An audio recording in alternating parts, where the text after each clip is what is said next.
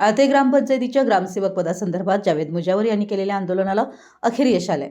गटविकास अधिकारी शबाना मोकाशी यांनी आळते ग्रामपंचायत ग्रामसेवक पदाचा चार्ज ग्रामसेवक भाग्यश्री नागरगोजे यांना देऊन त्यांना आळते ग्रामपंचायत ग्रामसेवक पदावर हजर राहण्याचे आदेश दिले आहेत।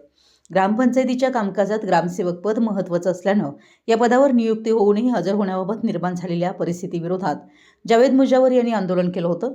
संबंधित प्रशासनाने याची दखल घेत अखेर भाग्यश्री नागरगोजे यांना आळते येथे ग्रामसेवक पदावर हजर राहण्याचे आदेश दिले। या निर्णयामुळे आंदोलनकर्त्यांच्या मागणीला यश मिळालं असून ग्रामपंचायतीच्या प्रशासकीय कामकाजाला गती मिळण्याची अपेक्षा व्यक्त होते। प्रशासनाच्या आदेशानुसार भाग्यश्री नागरगोजे आता ग्रामसेवक पदाचा कार्यभार स्वीकारणार आहेत।